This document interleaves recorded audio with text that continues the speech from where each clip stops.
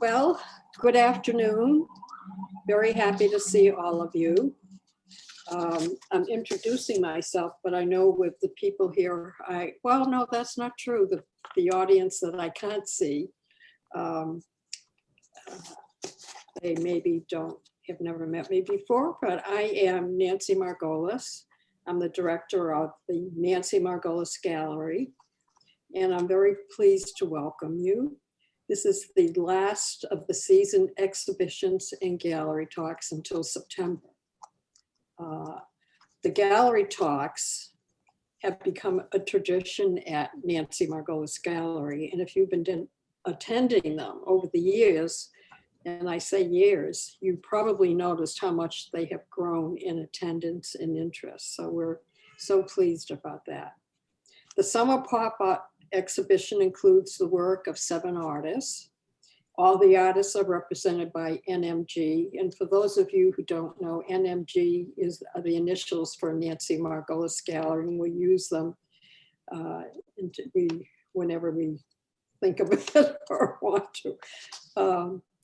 Each artist has her or his own style and expression, though there is a definite difference between them. And in spite of the difference, together, this group of artists have created a jewel of an exhibition.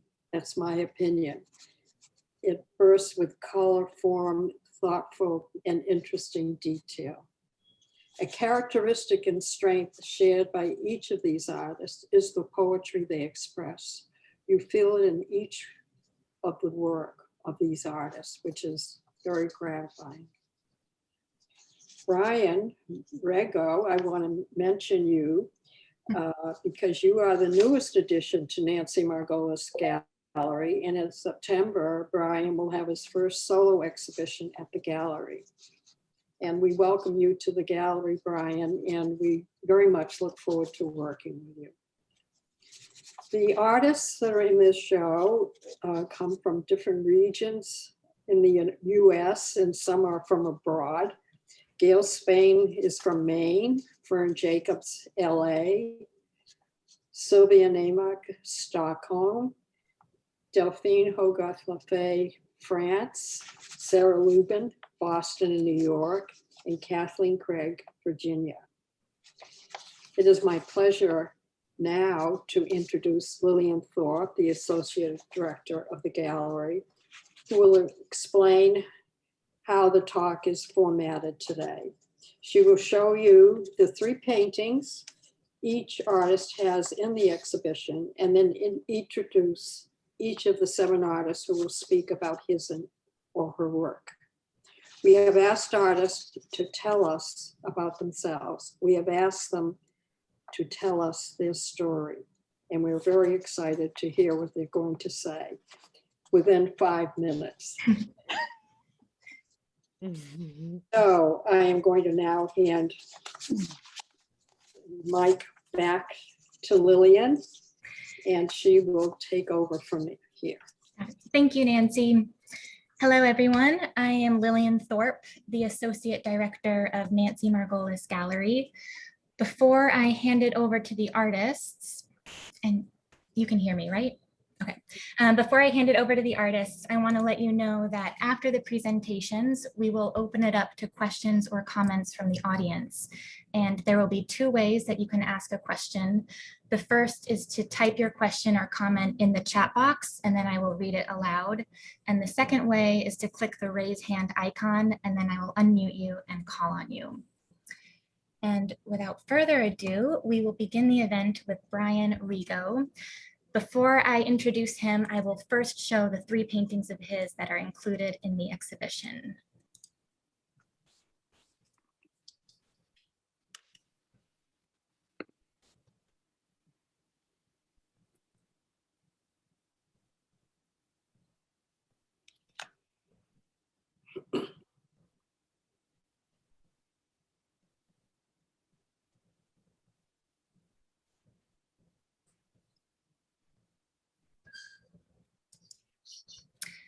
Okay, Brian, would you like to begin? Well, it's a pleasure to be here, and I'll just get started with where I live and things like that. I currently live in Johns Island, which is an island located near Charleston in South Carolina. Out of the variety of motifs that I come across here, I find that I am attracted to those surrounding water and boats, old buildings, and historic areas. I am intrigued by them because they represent points of intersection between past and present places, old and new narratives. And the energy in these spaces I find is very strong. I received my BFA at the University of South Carolina, where I ended up teaching for over a decade, and my MFA at the Pennsylvania Academy of the Fine Arts. When I attended these schools, they ended up being exactly what I needed at that time in my life, and they helped me find my direction. I'm grateful to the faculty and the critics and both institutions for that. The ironic thing is that when I came out of grad school, I was less sure of whether I was a painter or an artist than when I was accepted. And I had to sort of put those labels aside and just focus on what moved me or inspired me as a human being. And so I find that my main inspiration is beauty, which is universal, but my connection to it feels personal and unique. When I am able to see it or feel it or sense it in my family, my environment, in suffering, my friendships, even just in the impermanence of things, I am reminded of the value, and in these things and how precious they are. Painting is a way for me to receive beauty and to self-actualize through it. And that allows me to make my internal world visible. I wanted to talk about space because, I know it's important for everybody, but the way that I sense it and my relationship to it is that I've come to realize just how dense it is, but also how it's simultaneously open as though nothing is there.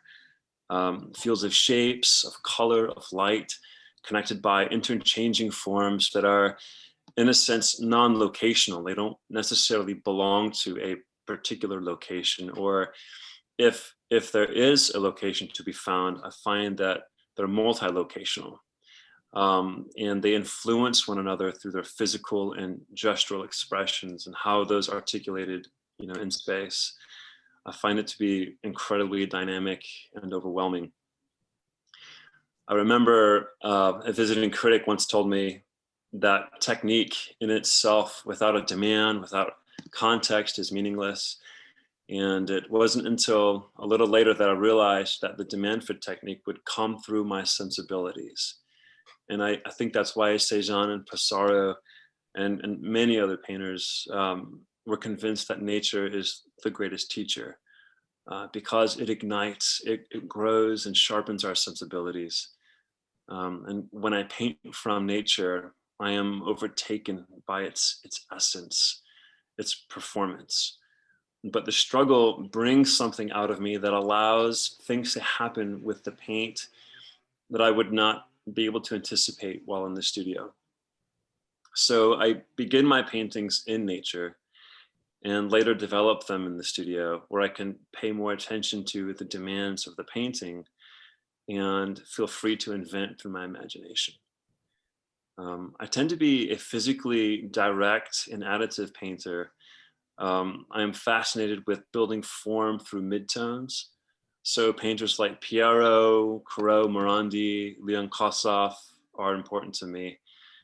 I love Philip Guston's work and his hunt for form, his obsession that he has with it. His physical expression of the paint reminds me of disturbed water as one plunges beneath the surface in search of something. And it informs the viewer of what has just taken place. I like that. And I want to bring that kind of feeling and life into my paintings. When they are successful, their surfaces make the worlds they represent real to me. not real in the sense of something concrete and acceptable, but something that is mysterious and felt. I hope that these paintings that you saw today and that are in the show are able to bring viewers into these worlds and make it real for them as well. Thank you, Brian. That was wonderful. Our next artist is GAIL Spain, and I will show you the 3 paintings by GAIL before we begin.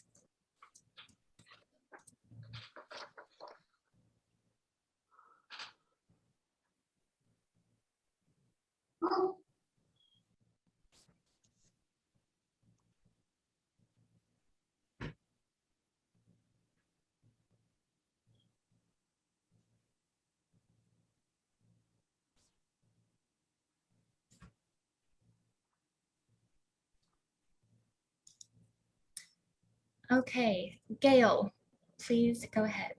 Okay, thank you, Lillian. Yep. And thank you, Nancy, and thank you to all the artists for being here. It's great to meet you all this way. So a little bit about my background. I was raised in New England, in Connecticut. My mom was an administrative assistant and my dad was a salesman. Both of them liked to make things. My mom painted and did a lot of handwork. My dad had a dark room in the basement, and they always had a project going on with my uncles who were construction workers. So they valued culture and they passed that on to me, taking me to museums and to the theater in New York when I was younger. I decided to be an artist when I was in 11th grade. And for me, deciding to be an artist was a decision about how to construct my identity, really, or an attitude. In high school, I wanted to be cool, and it was cool to be an artist. So fast forward almost 45 years later, and painting is a part of the rhythm of my day. It's an activity that is woven into daily life, like cooking or having coffee in the morning. I cook, I clean, I read, I write, I sleep, I paint. So the making of the work and the work that Lillian just showed you is inspired by studio questions. Some of the questions that are related to what you just saw include, how do I translate the sensation of the natural world and the domestic environment? Paintings are translations. So the translation of sensation is high on the list. It's what guides my decisions, similar to what Brian said. How do I translate light, gravity, air movement, the seasons using color and shapes and on a flat picture plane? How do I create an image or a gestalt that causes a state of suspension for the viewer? Suspension both in time and space. Just basic, how do I paint water and the reflection of light on water? But ultimately the question that's most engaging to me is, how can I make cloth and pigment and hair from the brush transmit emotion and a physiological sensation to a viewer? How does one, what interests me most is, how does one make an object that is a transmission point from one individual to another through the nervous system rather than through the mind? So the metaphysical and visible activity that goes on between the viewer and the maker interests me quite a bit. I'm conscious that paintings are objects that can do this. They can transmit focus, perception, touch, emotion from one person to another. They're objects that cause a viewer to feel. That's the magic of the painting. So through painting, I want to try to connect with another human in many ways through that object, this invisible connection where some kind of understanding or agreement occurs between humans or between two strangers. So a little bit about how I make the painting. The first thing I do is select an object that I'm interested in or an image that I want to work with. And in the case of the work you just saw, a ship in a bottle, a local ferry boat, particularly the car ferry, and those green chairs on a porch. were the starting point for those paintings. The subject matter is always based on what I observe in my local surroundings. I do not paint. I consider myself to be an observational painter, a little bit like what Brian said, but I don't ever do plein air. I look, and via osmosis, I turn my back on what I look in order to translate through imagination via osmosis. After I choose iconography, I spend most of the time composing the work. I begin by dividing up the canvas, and this initial decision sets up geometry that I work with for the rest of the work. In many ways, I consider myself to be a geometric abstractionist. And it really is the underpinning of the structure of the work. Then I place the objects in and add more until relationships start to occur between spaces and things. Then I move things around. 1/8 of an inch here, a 1/16 of an inch there. I'm like a control freak when it comes to placement. I approach the painting as if I'm making a drawing, so I will erase, I will sand out many, many times, because if something isn't placed right, it becomes too narrative, and I don't want to make narrative work. I'm always looking for the moment in the composition where the narrative disappears and the painting first is experienced as a whole or a gestalt rather than a story. And placement has a big role in creating that gestalt, as do the patterning and the geometry and use of symmetry or asymmetry. So the last few things, so once the composition is settled to my satisfaction to complete the painting, I focus on amplifying the spatial activity. So with the deep space, if there's a pictorial deep space, I amplify the light or the shadow or the volume of the objects. I amplify the flat space through the use of pattern and the emphasis on geometry. The combination of the flatness and the depth is intentional because I want it to cause optical activity. I want the viewer to go between flat and deep because the visual experience not only causes one to look longer, but really underscores the fact that painting is a perceptual object, that it makes one aware that they're seeing. And finally, my process embeds in the work a repeated cycle of question, uncertainty, doubt, certainty, more certainty, deep focus, looking, more questions, more doubt, and ultimately resolution. And I consider my work in the best case to be objects of contemplation and imagination and ongoing research into what it takes to make a painting and how to translate my experience of living life and moving through space and time. Thank you, Gail. That was excellent. All right, our next artist is our sculptor, Fern Jacobs. And again, I will start by showing you her images.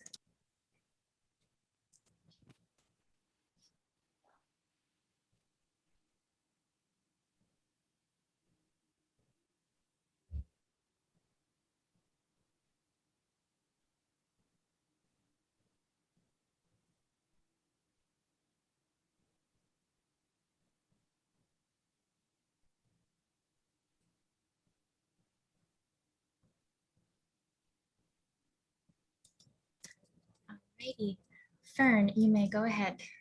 Thank you. Can you hear me? Perfectly, yes. Okay, thank you. Memories. I went to art school right out of high school in Los Angeles. It was 1960, and I was one of 5 girls out of 40 students in the beginning class. I only stayed 1 semester. I moved to New York in 1964 and studied painting at Pratt Institute.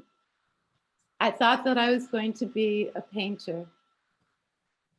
Moved back to Los Angeles at the end of 1964, walked into someone's studio, don't know why the door was open, saw weavings and looms and fell in love. Began to weave, This is approximately sometime in 1965.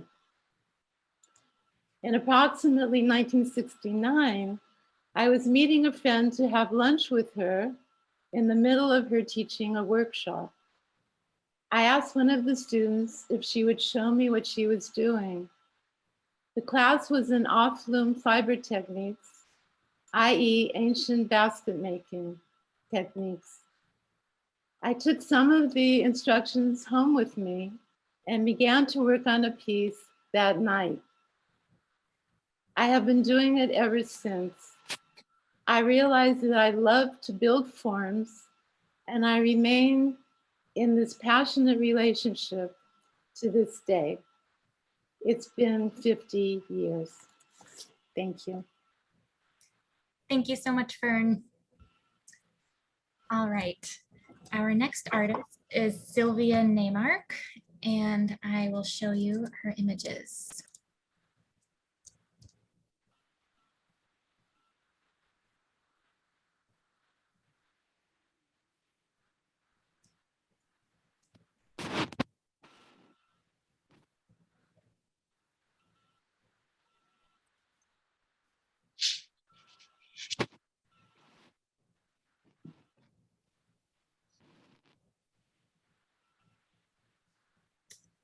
So welcome to Sweden, cross Atlantic. It's 8 p.m. and it's totally bright outside.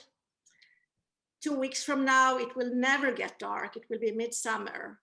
And I guess this is the reward for living in darkness most of the year. So I'm here in my studio and in Stockholm. So I grew up in Malmö, which is an industrial town in the south. And at the time, you might have heard about Malmö now. It's very multicultural. There's a lot of action. There's a bridge to Denmark. You're almost in Germany in 5 minutes, or not really, but very fast. So when I grew up, it was very homogeneous. There was really not much going on. So as soon as I quit school, I needed to get out to a larger world. So I traveled around and finally ended up here in Stockholm, where I attended Stockholm art school, one of 2 art schools here. It's called Konstfack School of Art and Design. And I studied here, and then after that, I decided to get another degree, and I went to Israel, to Jerusalem for that. So what can I say? When I grew up, I think I spent a lot of time hiding. I did everything I could with my hands. I created plays, I painted endlessly, I danced. I liked to be seen but not seen. And I think that has stayed with me as I grew up, and I'm still there. So painting is a way of hiding, and also my way of relating to the world. I think through painting. So my process is usually, actually, I think when I come to my studio every day, I spend as much time waiting as I do painting. It's a very slow process. I don't produce a lot of paintings. It takes a lot of time. And when I find my motivation, or usually something has built up, it could be memories, it could be something I've seen, it could be something I can't let go of that needs to be visualized. That's a justification enough to me to start my process.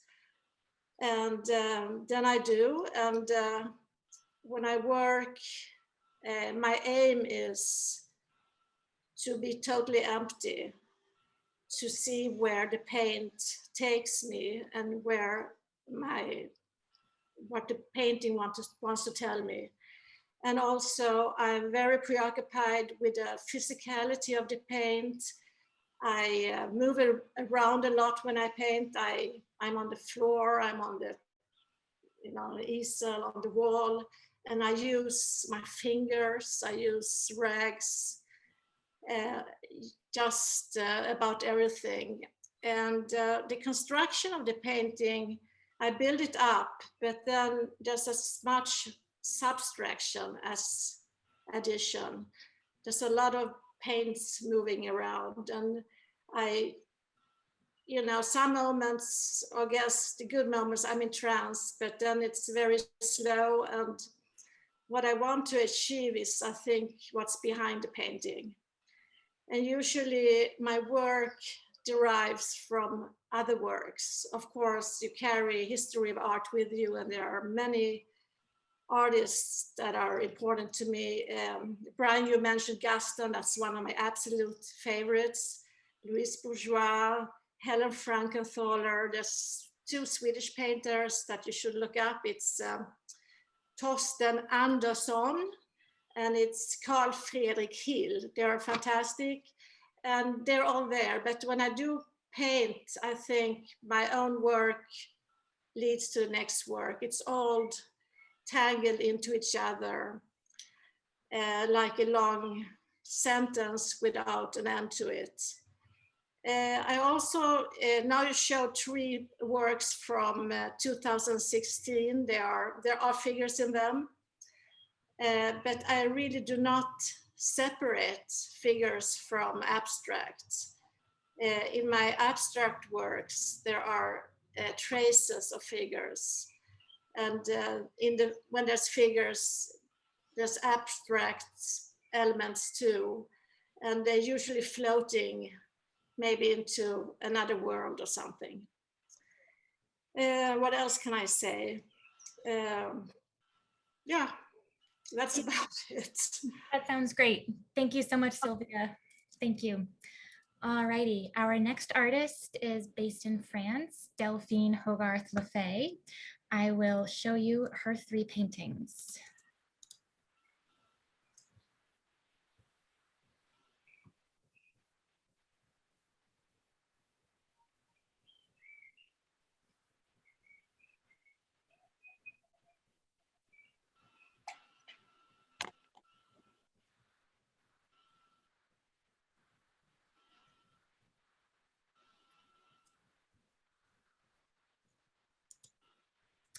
Okay, Delphine, go ahead when you're ready. Okay, everybody can hear me too? Yes. Okay. Right, apologies for the light because I'm actually hiding in a bedroom away from all main windows of the house, so it looks a bit dark. And in France it's approximately 8:30, so it's the evening. What can I say? I'm Franco-British, so I'm living in France right now, working here too. But I lived 10 years in London 5 years ago. So I've been oscillating my whole life between France and England, my 2 cultures. My dad's French and my mum's English. So it's always been part of my growing up to visit both countries and to live with both cultures. I think through history of art, my studies at Bristol, I learned about artists and their life, and it's given me, of course, perspective, like all the other artists said, about what happened before. But as a self-taught artist, I think it gave me a backbone to be able to learn and look at their work closely and go to museums and try and analyze, what was going on in the flesh, have a look at paintings and teach myself how to create texture and planes and the relationship between color and the alliances that you can make on a painting. I paint figures, I paint landscape, I paint still life. I like to paint nudes as well. I've been doing it for 25 years, so it's practically half of my life, not quite. And it's, I feel like it's, of course, evolving, but I do feel that I have a an approach that's like a perception and an intimacy that's been there since the beginning with my paintings. When I look back, I can still identify to stuff I did before. Of course, I might want to change something around, but or add another bit of color or change the composition slightly. I don't know, but it's still something that I feel is part of who I am today. I paint paintings all at the same time. I like to have 5 or 6 canvases on the floor, and like Jackson Pollock, I like to go from one, just put them on the floor and start very much instinctively. I don't like to think what's going to come out. It has to be a surprise to me, and I have to be a little bit bold and brave and go for it, basically, because I don't know what's in my mind at the time. The build-up of the events in my life or what I've been seeing outside will influence me in what's going to come out, and I'll probably go from there. I think the main themes are basically indoors, domestic life, culture, identity. And like a bumblebee, I go from one painting to the next, and I like to navigate and feel free to go a little bit everywhere and compose. And it's very much a process where I let go and I stop thinking while I'm doing. I'm just concentrating on what's going on the floor and with my hands. And of course, I know there's deeper thoughts involved while I'm working, but I think that, like Sylvia said, it's an emptiness and a solitary moment that I like to seek. I feel very quiet inside when I'm painting, and I feel very much involved physically as well when I'm painting. Basically, the paintings that we looked at, the bouquet, the flowers, is a delicate piece I wanted to make, very inspired by South of France colors, and I wanted it to be very intimate and very feminine, soft. And I think that the indoor scenes can be interesting, as I think we always try and recreate our homes, that they fit with how we feel and how we want to be cozy and how we want to be comfortable in our surroundings. And I think that in my paintings, I try to create that solitary stillness that I think I find essential to be happy with oneself. Yeah, I think that's it basically for today. Wonderful. Thank you so much, Delphine. All right, our next artist is Sarah Lubin, and here are her 3 paintings.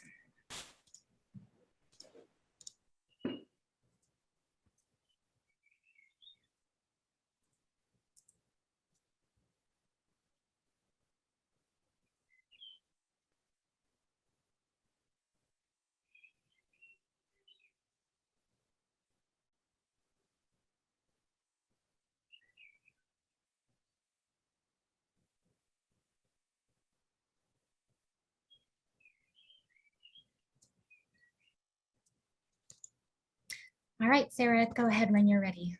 Okay.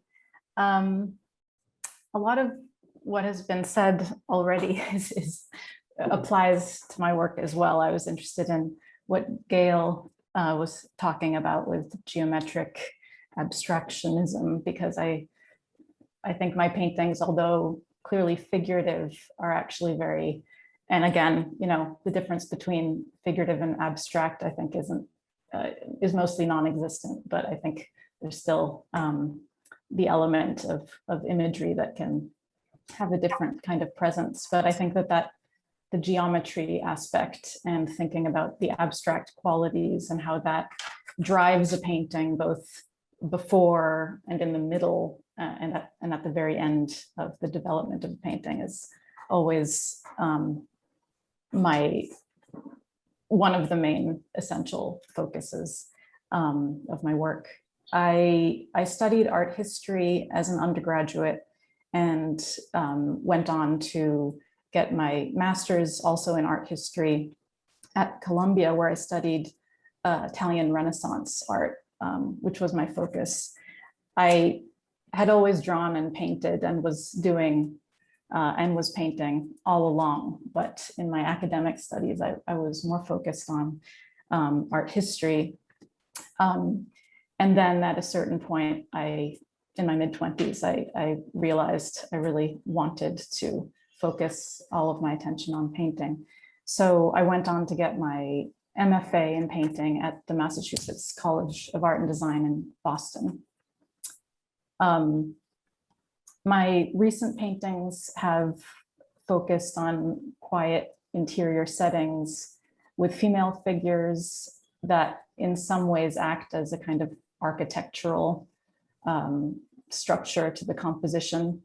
I've been working with the figure for many years, but I think they've started to take up more space and take over more of a kind of choreographed architectural presence.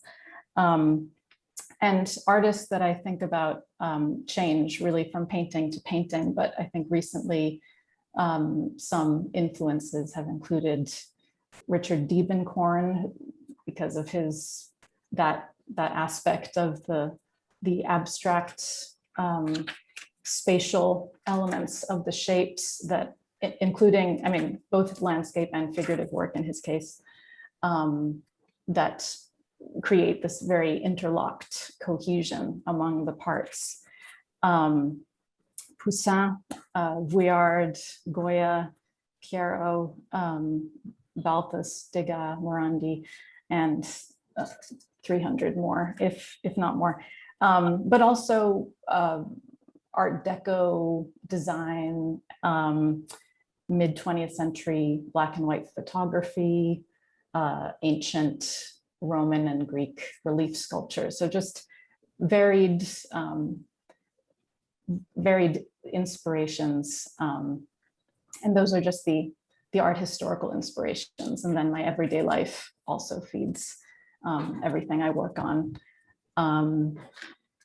So I think I have an interest in using shape, color, and pattern to create a kind of harmonious geometry, and that just has to come about through the process of the work, and I have to figure out how things relate to each other as I move forward through the composition.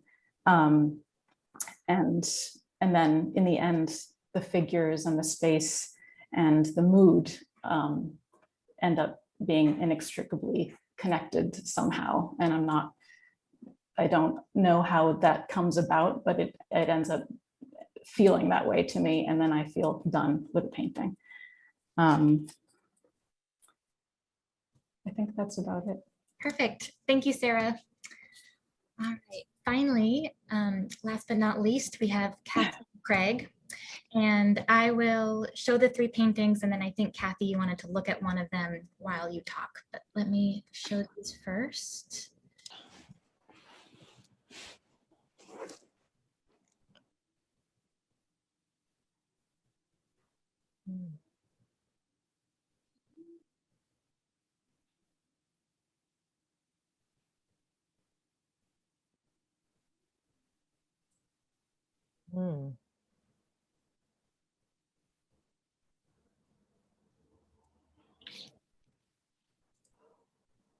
Hey, Kathy, go ahead. And again, if you'd like me to go back to one of those, just let me know. Okay, yeah. Well, I live in Virginia now, but I was born in New Jersey, and I never really thought about being a painter or an artist at all. I had no interest until I was I was over 30, and my husband and I were living in Baltimore, and I took a night school class for something to do at the Maryland Institute. And it was just drawing, how to draw. And it was just, as soon as I finished the first evening of class, I knew that this was actually what I wanted to do. And that presented certain problems because at the time I was a writer or an editor mainly, and had never taken a drawing class in my life. So it was a bit of a late start. And I think that the fact that I started as a very, which side of the brain, left brain person is a huge part of who I am and what kind of work I do, regardless of the fact that you're supposed to be right brain. The effort of getting myself over to the right side of the brain is simply part of the process that I have to go through, not just starting a painting, but all the way through it. And I never went to a formal art school. I don't have a degree in art, but I have had I didn't decide I didn't make the final decision to become an artist until I was over 40. And from the time I started to the present time, I've educated myself by taking workshops and classes at the available institutions wherever I lived, and by writing letters to artists I admire and asking them questions. You know, I wrote to, just as an example, Catherine Kehoe. I don't know how that's pronounced, but I think she's quite well known as a teacher. To ask her, you know, why do my collages look so much better than my paintings? And she wrote right back and gave me a very clear and very helpful answer, which, you know, was terrific. And there's certainly huge disadvantages to not going to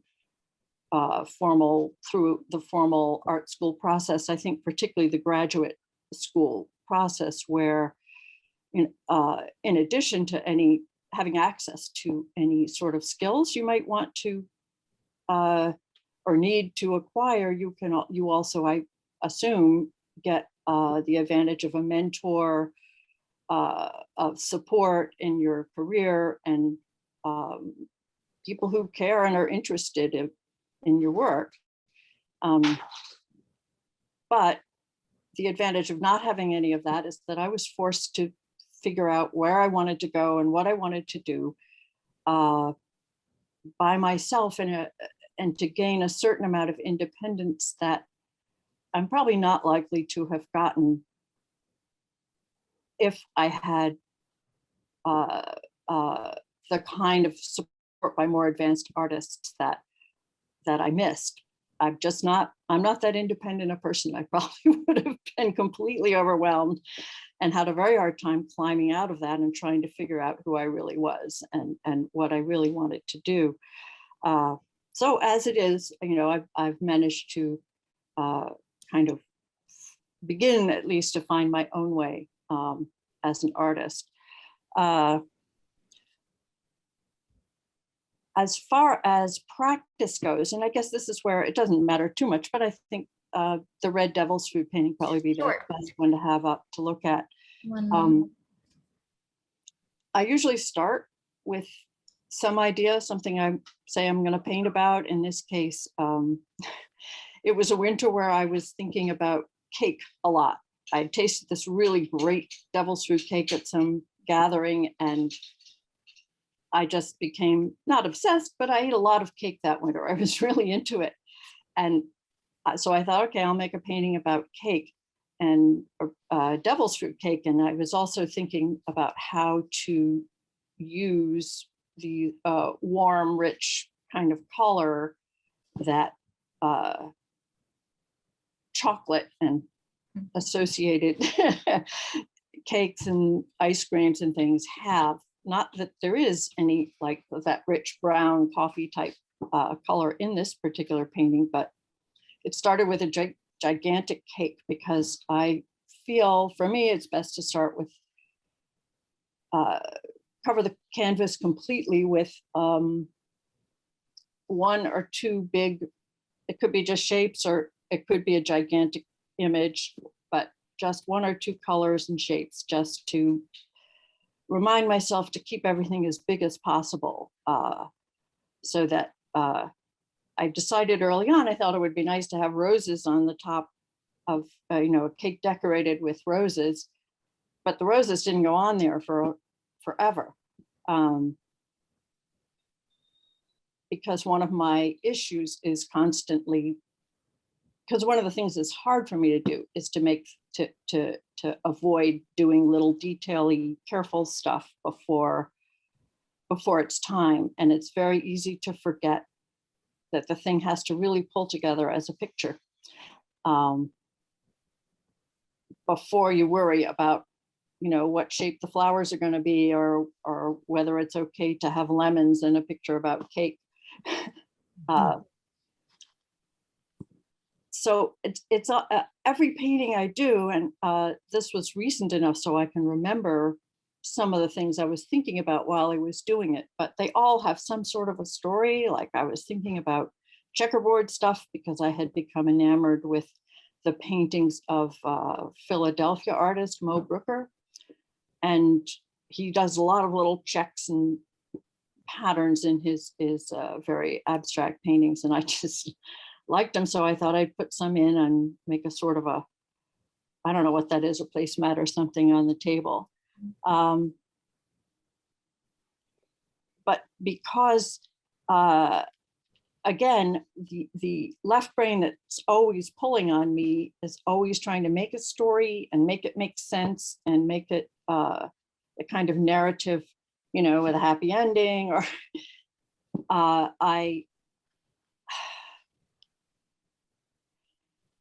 it's very important to me to keep allowing whatever's happening on the canvas to be in charge and not to try to be in charge myself, and make sure that I step back often enough to see that the painting continues to be a whole, and to wipe out anything that screwed it up by, you know, focusing, by clinging too hard to some particular image. I think that's about all I have to say right now. Yeah, that's perfect. Thank you so much, Kathy. So now if anybody has a question, you can type it and I will read it aloud, or raise your hand and I will call on you. And I also want to encourage the artists to ask questions if they want. Lillian, Yes. I have a question. Okay, go ahead. Okay. This is a question for Fern. I don't know how many people who are with you now have any idea how you make your work. And I think that was missing from your talk. I think it would be great if you could explain how you actually make that work, because it's amazing.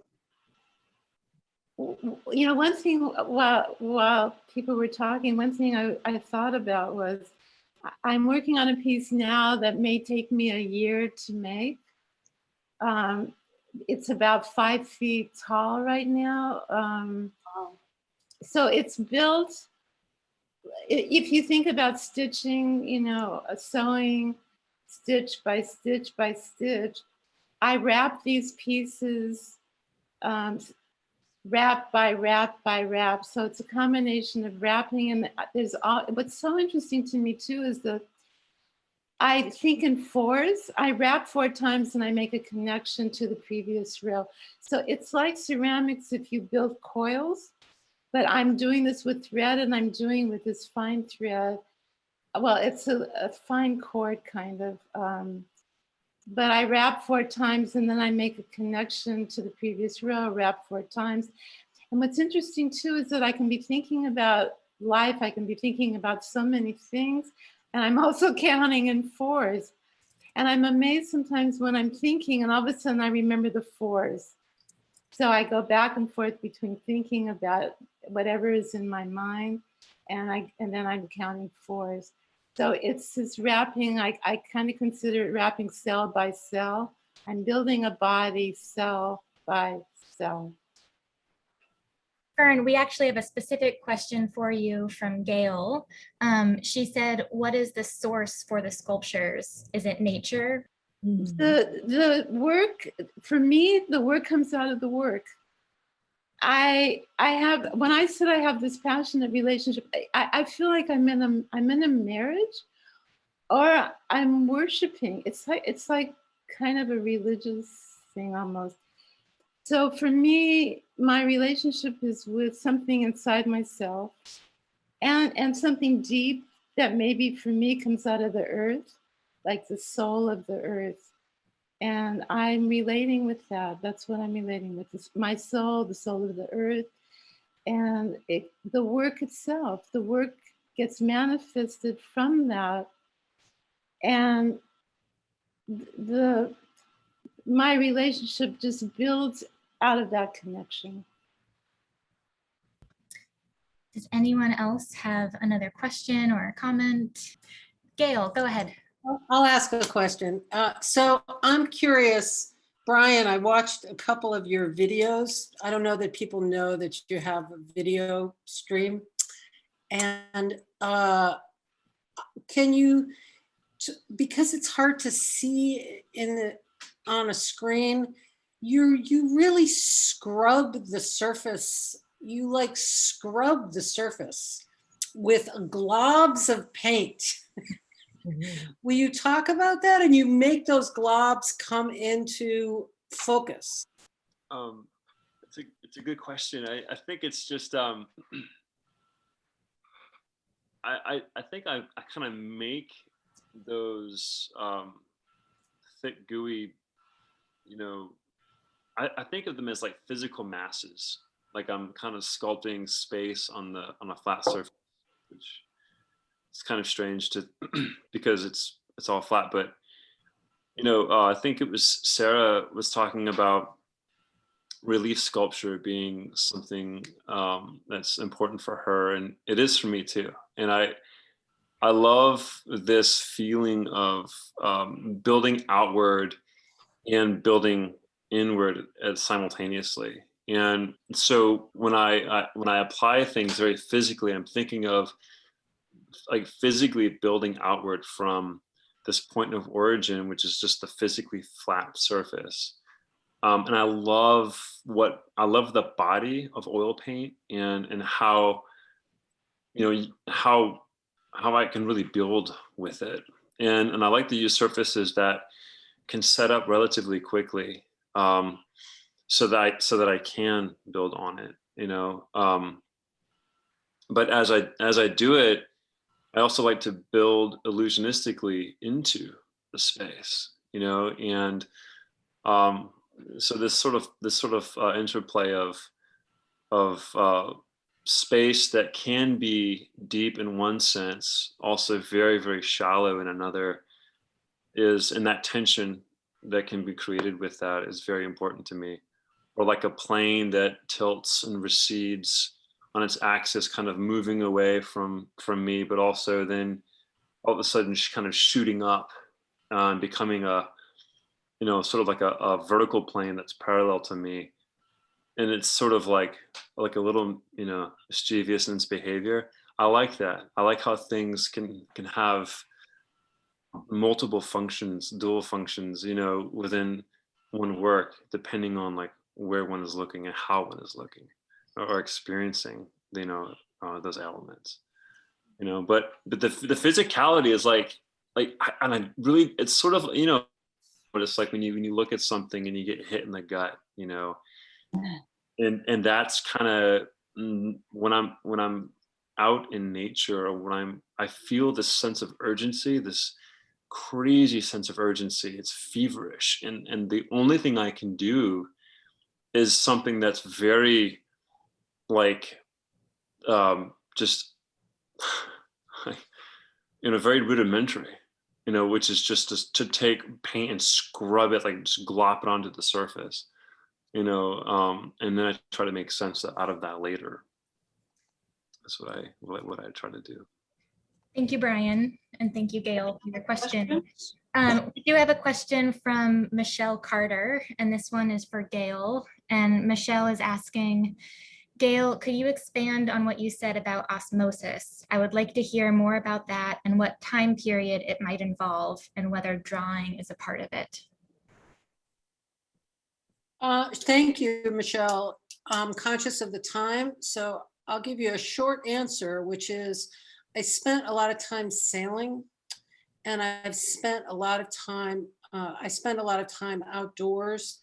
And so it's really how the physical sensation of the natural world, trying to translate the physical sensation of the natural world coming into my body and out of my body. That's as close as I can get in 30 seconds. So it's a physical, it's trying to translate the physical experience of being outside without wanting to catalog or look or categorize what I'm seeing. Perfect. Do we have time for one more question? I think we do. We'll just squeeze in one more. Brooke, go ahead. I will unmute you. Hi, can you hear me? Yes. My question's for Brian. Brian, you were talking about the space in your work and the air in your paintings is so palpable. So I wanted to ask about the weather in your paintings. Yeah, I'm just curious about that. I've been studying Constable and thinking about weather in work. Oh, Constable, yeah, that's a good person to look at. That's a really interesting question, Brooke. That is an interesting question. Very thoughtful. The weather, it seems like, well, I would say that one, it's heavily influenced by the condition that I start painting in, which down here in Charleston can change pretty quickly. But then there's like a sort of like tone to the mood of the painting where the weather can change. That it depends, even just in how the behavior of the paint manifests itself, and whether through application or multiple durations. I would say it's kind of, so there's like an observed weather, right? But there's also a psychological weather that can, and the two sort of work, I think, together in the painting, hopefully. Awesome. Thank you, Brian. Lillian. Yep. I just wanted to mention to people, first of all, thank them for coming. And this has been a very interesting experience listening to the artists tell us their thoughts and feelings and how important different things are in their work.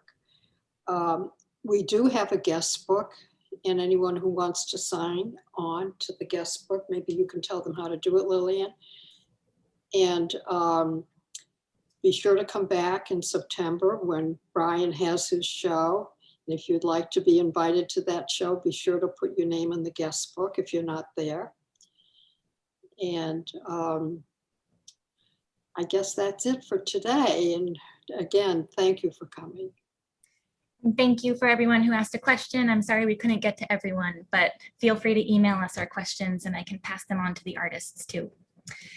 Well, thank you everybody for joining us.